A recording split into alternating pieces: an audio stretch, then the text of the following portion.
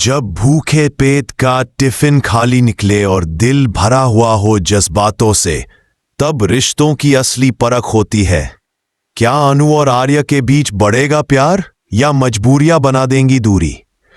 आर्य office में अपनी seat पर बैठा ही था कि उसकी नजर अनु पर पड़ी, जो थोड़ी उदास सी लग रही थी। उसने मुस्कुराते हुए कहा, अनु, मुझे बहुत तेज भूख लगी है, चलो जल्दी से टिफिन खोलो, साथ में खाना खाते हैं। अनु ने सिर झुका लिया और हल्की आवाज में कहा, सर टिफिन खुल नहीं रहा, आप कुछ ऑर्डर कर लीजिए, मैं अभी आती हूं। आर्य को कुछ अजीब लगा। उसने अनु को रोका और कहा, अरे रुको ना, मैं खोलकर देखता हूं। जैसे ही उसने टिफिन खोला, वो हैरान रह गया। टिफिन बिल्कुल खाली था, एक भी कौर नहीं। अनु की आंखों में आंसू आ गए। आर्य ने बिना कुछ कहे उसे गले से लगा लिया। माहौल भावुक हो गया। तभी दूर से अनु के पापा ये सब देख रहे थे। उनके चेहरे पर चिंता की लकीरें और भी गहरी हो गईं। उन्होंने कभी नहीं चाहा था कि उनकी बेटी को इस तरह की तंगी देखनी पड़े। अनु के घर की सच्चाई, दरअसल अनु के घर में उस दिन सुबह से ही कोई खाना नहीं बना था। गैस का सीले। दुकानदार ने बेमन से कहा, एक काम करो, रघुपति के बेटे से अनु की शादी फिक्स कर दो, फिर पैसे की टेंशन ही नहीं रहेगी। यह सुनते ही अनु के पापा का गुस्सा फूट पड़ा। उन्होंने दुकानदार का कॉलर पकड़ लिया।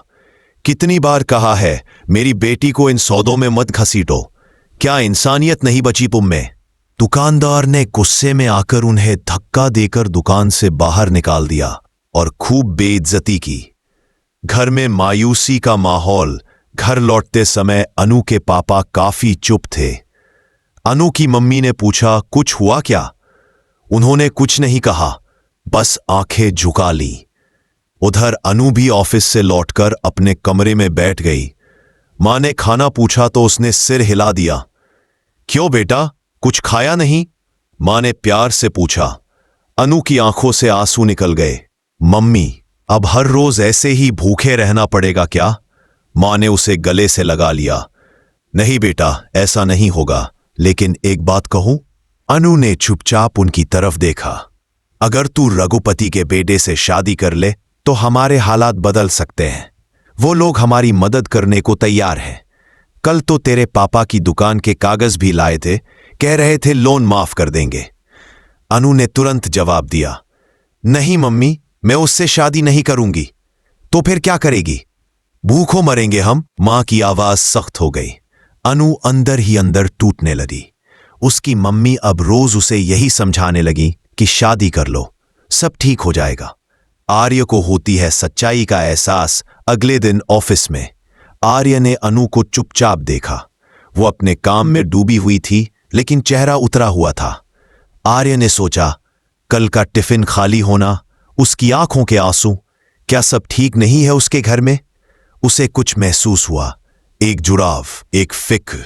उसी समय उसने ऑफिस से छुट्टी ली और अनु के घर की तरफ निकल पड़ा, बिना बताए।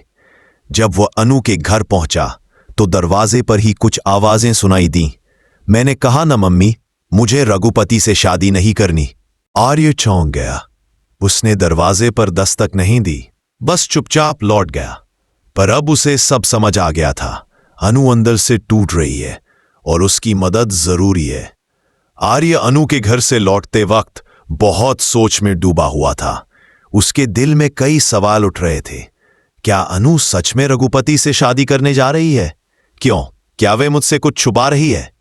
वो जानता था कि अनु उससे कुछ कह नहीं रही, लेकिन उसकी आंखें सब कुछ बयां कर रही थीं। उसे अब यकीन हो गया था कि अनु की हालत बहुत खराब है और अगर उसने मदद नहीं की तो शायद सब कुछ बिखर जाएगा। अगले दिन ऑफिस पहुंचते ही उसने अनु से बात करने की ठानी।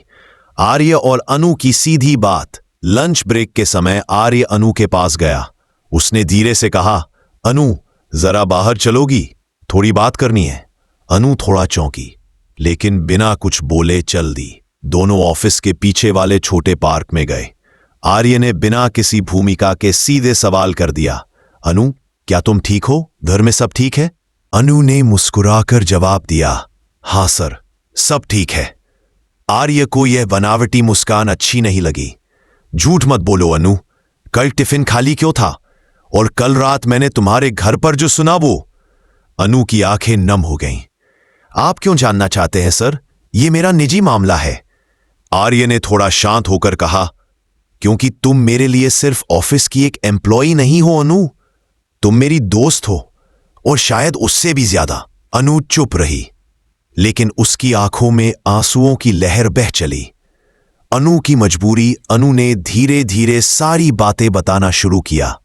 कैसे घर में पैसे नहीं है, सिलेंडर तक नहीं भरवा पाए, पापा की नौकरी खतरे में है, दुकानदार की बातें, मम्मी का दबाव कि वो रघुपति से शादी कर ले। मुझे लगता है मेरी मम्मी अब हार चुकी हैं। उन्हें लगता है कि शादी ही एक रास्ता है जिससे हम इस गरीबी से निकल सकते हैं। आर्य बहुत देर तक चुप रहा, फिर बोला, अनु, अगर पैसों की जरूरत है तो बताओ, मैं मदद करूंगा, लेकिन प्लीज अपनी जिंदगी का फैसला किसी मजबूरी में मत करना। अनु की आंखों से एक बड़ा आंसू लुढ़क गया। आप क्यों करोगे मेरी मदद? हम आपके लिए क्या है? आर्य ने नजरें झुका ली, फिर बोला, कभी कभी इंसान बिना वजह भी किसी की फिक्र करता है। अनु की मम्मी का दबाव बढ़ता है। घर लौटने पर अनु की मम्मी का स्वर और सख्त हो गया था। अब और नहीं अनु, तू शादी के लिए हां कर दे। तेरा बाप रोज रोज जलील हो रहा है। हमने तुम्हें पढ़ाया लिखाया, लेकिन अब वक्त है कि तू घर की जिम्मेदारी उठाए। अनु ने जवाब दिया, मम्मी, क्या आपको लगता है कि शादी किसी एहसान का बदला होती है? नहीं, पर इस घर को संभालने का एक यही तरीका है। और मेरी खुशी? खुशी का क्या अनु? भूख से बढ़कर कुछ नहीं होता। अनु को कुछ सूझ नहीं रहा था। अंदर ही अंदर वह टूट रही थी। आर्य का निर्णय। दूसरे दिन आर्य सीधे अनु के पापा की दुकान पर पहुंचा। वह उनके सामने हाथ जोड़कर खड़ा हो गया। काका, मैं जानता हूं कि आप मुझे पसंद नहीं कर। आर्य चुप रह गया। अगर हां तो फिर आओ हमारे घर, बात करो। लेकिन अगर तुम सिर्फ मदद करना चाहते हो तो फिर सोच लो, क्योंकि लोगों को सवाल उठाने में देर नहीं लगती। अनु की स्थिति और बिगड़ती है। उधर अनु को अब रोज मम्मी और पड़ोस की औरतों से ताने सुनने को मिल रहे थे। इतनी पढ़ाई की और अब शादी से मुंह मोड़ रही है। अरे भाग्य से अच्छा रिश्ता मिल रहा है और ये लड़की नखरे दिखा रही है। अनु अब मानसिक रूप से टूट चुकी थी। रोज ऑफिस जाना, सब झेलना, फिर घर आकर मां के ताने सुनना, सब मिलाकर वह अंदर से थक चुकी थी। एक दिन उसने चुपचाप जाकर मम्मी से कह दिया, ठीक है मम्मी, आप जैसा चाहें, मैं रघुपति से शादी के लिए तैयार हूं। रघुपति से शादी के लिए हां बोलने के बाद अनु का दिल भारी हो गया। उसने अपने कमरे का दरवाजा बंद किया और जोर जोर से रोने लगी। क्या मेरी जिंदगी की यही कीमत है? बस गरीबी से निकलने के लिए मुझे इसी से भी शादी करनी होगी। पर अब उसे कोई रास्ता नहीं सूझ रहा था। उधर अनु की मम्मी बहुत खुश थी। उन्होंने पड़ोस में सबको बता दिया, अनु की शादी पक्की हो गई है रघुपति के बा। अनु का पापा चुप थे। उन्हें यह रिश्ता पसंद नहीं था, लेकिन बेटी की आंखों में आंसू और खाली रसोई ने उन्हें भी मजबूर कर दिया था। आर्य को चलता है सब पता। दूसरे दिन ऑफिस में अनु बिल्कुल चुप थी। आर्य ने देखा कि उसके चेहरे पर न कोई मुस्कान थी, न कोई ऊर्जा। वो जैसे किसी और ही दुनिया में खोई हुई थी।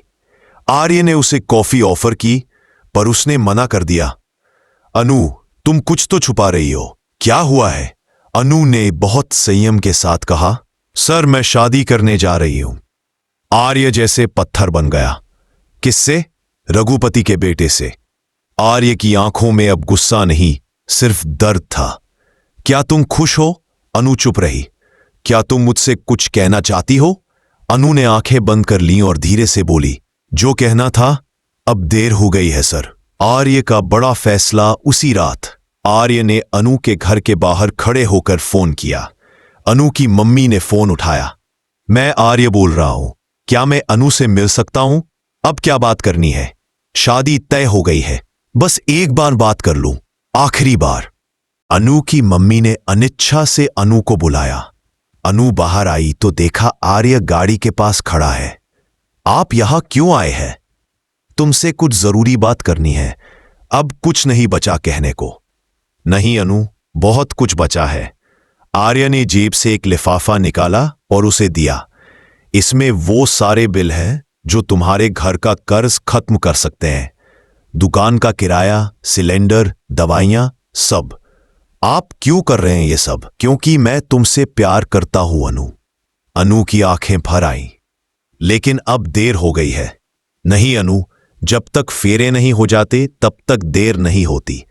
मैं नहीं चाहता कि तुम किसी मजबूरी में अपनी जिंदगी बर्बाद करो। अनु का अंतर्द्वंद आर्य के जाने के बाद अनु पूरी रात सो नहीं सकी। उसे अब समझ आ गया था कि प्यार और मजबूरी में कितना बड़ा फर्क होता है। सुबह उठते ही उसने मम्मी से साफ कह दिया, मैं ये शादी नहीं करूंगी।